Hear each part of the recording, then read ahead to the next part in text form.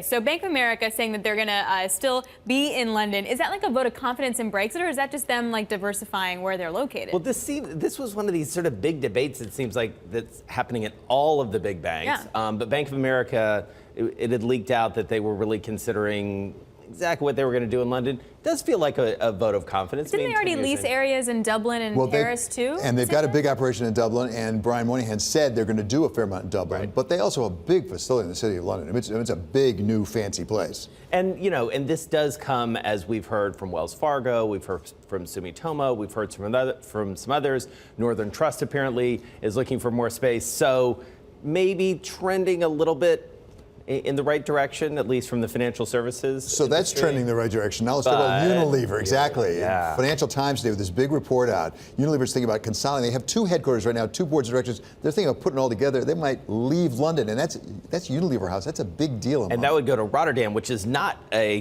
city we hear about. People aren't really fleeing London to Rotterdam most of the time. But that would be a big and really sort of symbolic loss, as you say. It's sort of a big, well-known property, and we here on Wall Street Beat certainly obsess a lot about the banks and financial institutions. But big companies like that, they're big employers, but they also play into the, dare I say it, zeitgeist of how a city is feeling. Okay, talking about zeitgeist. So J.P. Morgan building a whole new headquarters here. Like, what's the zeitgeist there? Well, putting on my New York bureau chief hat, it's great news for New York, and it's great news for Manhattan, and really for Midtown Manhattan.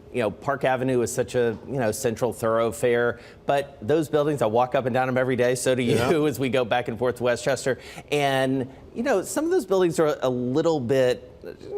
Well, there it is right there. I think it was built in '61 or something like that. Yeah, 61. But I thought one of the interesting things is they're going to tear that one down and build a new, higher one right in the same location. Exactly What's interesting is when Goldman went into their place down on the river. Thank you. Oh, word. On the river, they did like a whole clean energy thing. Yes. Like they did a huge revamp of how they were supplying their energy and electricity. And I wonder if that's going to be part of JP Morgan also. I would imagine so. And as you look around New York and what's been happening in commercial real estate, you look at what's happening at Hudson Yards. I mean, those buildings, you talk to Henry Kravis and others about their new headquarters, KKR. BlackRock is going to be over there, Wells Fargo. I mean, they are building some really cool new buildings. You have to imagine Jamie Dimon, I was going to say, Jamie Dimon wants his cool new building. Likes to be on the forefront of these things, and this seems like this will be a real signature piece for him. Totally.